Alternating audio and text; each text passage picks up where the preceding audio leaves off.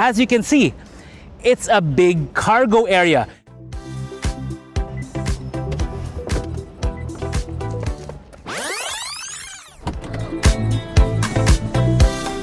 If you're in the market for a big vehicle that can kind of double as a limousine, chances are your choices are down to Toyotas. But with this vehicle, Kia wants a piece of that pie.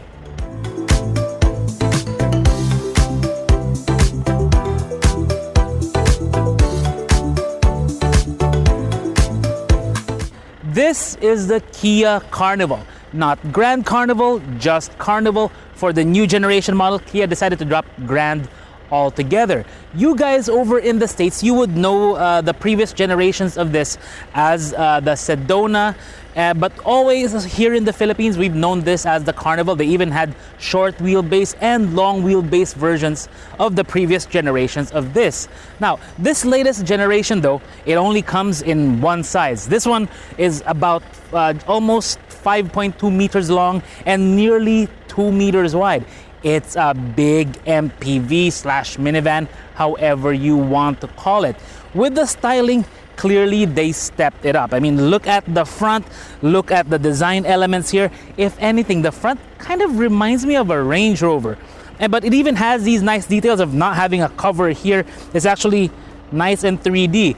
Your local car wash boy will have a lot of fun cleaning out all those crevices on your Carnival. But really, it does look good, especially in this shade of, I think, metallic bluish gray, something like that. I didn't check the colors, but overall, I like the way the vehicle looks.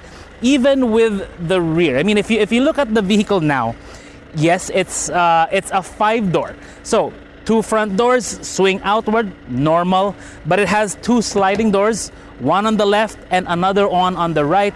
Both can be controlled by remote, and it has buttons there, or you can just pull this handle right here. But what I really like here is this blade thing that Kia has going on for the rear quarter. It looks very slick. The back of the Kia Carnival really looks good. I mean, they did not go for any chrome, which we do like. They went for the satin silver all around the vehicle, which looks good even on the logo.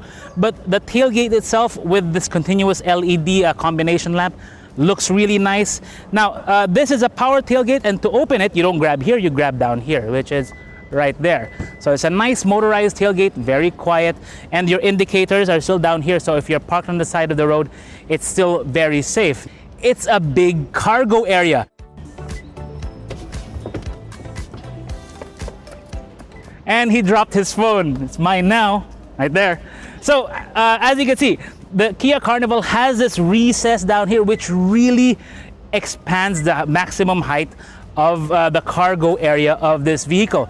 But make no mistake about it, that is also functional because this seat, this 3rd row, also goes down there. There, and same with this one. There you go. Now, this actually reminds me, in a way, of the Chrysler Stow and Go system I think we saw in the Town and Country. So in the way that the rear seat goes down, their version is it kind of folds in and then flips down there. This one, they kind of did it in reverse, but it's still the same principle. But in this configuration, yeah, you can get a lot of stuff in there. Now, as you can see from this angle, this is a 7-seater, 2 in the front, 2 in the middle, and 3 in the very back when that rear seat is up.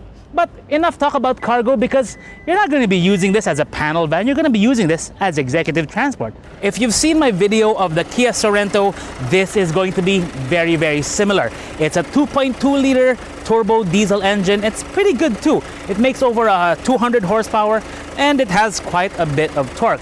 Now, when you look at the engine bay, we see some similarities with the Sorento that I pointed out, like the way they connected the shock towers. That'll give you good handling. It's basically like a big strut bar over here.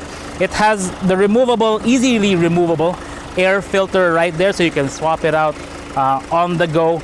But even though it's also a diesel, the noise is not too bad. I can talk to you no problem without turning the engine off. Now, the engine may look like, I mean, with the cover itself, It may seem like a rear wheel drive because it looks like it was arranged that way, but no, it's still a front wheel drive.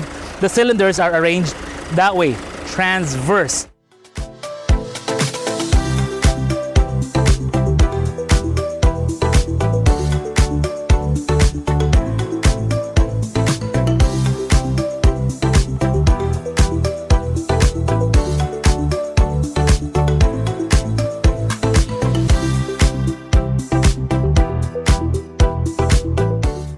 Okay, so the Kia Carnival, I won't mind driving one every day. It's a nice car to drive. You do have to keep in mind that it is a wide and long vehicle. So when you're parking, you have to be a bit more selective of the spot. But steering, nice and light. The response from the engine, from the throttle and the transmission is very good. There are actually multiple modes that you can play around with. So right now we're in smart mode, and then you have normal, and then you have the eco mode, which is mostly what I was using around the city. And then you have the smart mode, the sport mode, which gives you maximum response from the transmission and from the engine. I'm not really sure if you're going to be using sport mode with an MPV like this, but it's nice to have. Now, when it comes to fuel economy, that is something that is really outstanding in the Kia Carnival, because we've been driving this for 4 days now, and the fuel, it hasn't even touched the 3/4 line. I mean, we got this at full tank, and we're still almost touching the full tank mark on the fuel gauge. In the city, you're getting around 10.2 kilometers per liter, average speed of 21, and on the highway, it's an impressive 16 kilometers per liter. But then again, most of these figures, I'm just driving solo in the Kia Carnival. But overall, as a city drive, as a daily commuter, this won't be too bad. You just have to be really mindful of the size. The interior of the Carnival, it's also very nice. They have this nice big space here to kind of denote the instrument cluster, as well as the infotainment unit. They make use of a lot of satin silver trim all around the cabin, not chrome, which is nice. They didn't use any kind of wood paneling, which I found weird, because I think even in the Sorrento it has a bit of wood paneling, but the very nice kind. But the aesthetic that they went for with the interior is indeed very good. It even has that silver, like the one on the blade by the rear quarter glass. It's kind of mimicked right here, the texturing, which is really good. But I think they should have improved some of the materials, like the plastics they used, especially for the piano black part. It's not really, I mean, it looks good even here, but I don't know, they could have done better with that one. And also the infotainment unit, it is nice. It does have Apple CarPlay, Android Auto, actually wireless Apple CarPlay, and I think also wireless Android Auto. We have to double check that. There's even a wireless charging pad, multiple USB ports, that kind of thing. But what I'm not a fan of is the actual unit, because the resolution, it's not fantastic considering the price point of this, and I'll tell you what the price is later. And also when I was looking at what they had in the United States, they have a much nicer infotainment, kind of an edge-to-edge thing right here without the volume and tune knobs there taking up space, you know. So in that sense, that one's actually a better one that they have over in the US. Here we make do with this. It's also nice, but yeah, could be better. But really, a vehicle like this Kia Carnival, you're not really meant to be driving it, you're meant to be riding in it. Let me switch with my driver so I can sit in the back. Now this is more like it. If you're in traffic, you do not want to be the one driving. Sorry, Arnel, have a guy Arnel driving over there, but this seat is the best one in the house. I mean, it's what you pay for. It's a captain seat with an ottoman. So to do the ottoman thing, you just pull it up and then your leg goes up and it's nice and chill. You have the armrest here, which is nice. Same thing with the other side. It's power adjustable here on the left side, which is kind of odd. I thought it would be on the right side, but you can push it up, push it down, or you can recline here in the back. You've also got these winglets like in business class airliner seats, even in the Even in the regular seats, you get these, so it's nice. Your head is kept right here in the middle, and you've got your own seat belt. But when it comes to amenities, what do you have? 2 cup holders, 12-volt outlet. There are also 2 USB ports, one on the backrest of either front seat. It's very similar to the one in the Sorento. It also has those, which makes sense, sharing these parts. But looking around, what else do we see? See, you have heating and cooling for these seats, which is good because cooling is nice, but heating, not really sure what I'd be using that for. Now, if you look here, you do have a privacy screen, and you can open the window if you so wish. But if you want to avoid the paparazzi, just, close that up. It's all well and good. Up here, your own AC controls, very nice. It's a tri-zone. Zone 1, driver. Zone 2, front passenger. Zone 3, here in the back, you can control the back. Right here, if you want more air, that kind of thing, no problem. This one has it. If you want a bit of sun, well, as you can see, I have the sunroof open right now, and you can actually even open the glass. But again, why would you want to unless you're out of town? Right now, we're in traffic enjoying the Kia Carnival. But it's really the ride that I want to emphasize in the Kia Carnival, because if you're at a little bit of speed in the city, it can seem a bit bouncy in here. It's not like the one in the Hi-Ace or the Alphard where it's nice and supple. This one, they had to dial in a bit of handling, I guess, but again, I would have wanted a bit more comfort out of the suspension of the Carnival. The other drawback too is getting in and out of the third row. Now granted, if you bought one of these cars, you're not going to be sitting there. It's more for the kids, or if you're an executive, maybe staff there in the back. But as you can see, getting in and out is not that easy because the space between here is not that big, and these seats do not slide all the way forward to make the opening, getting in and out, egress and ingress, easy.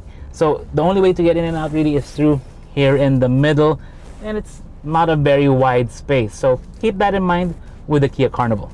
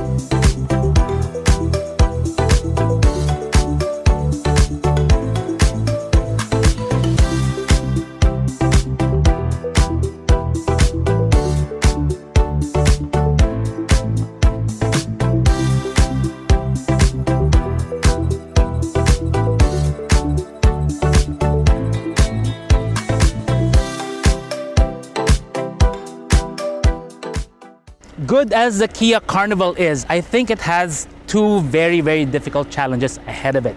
The first one is pricing.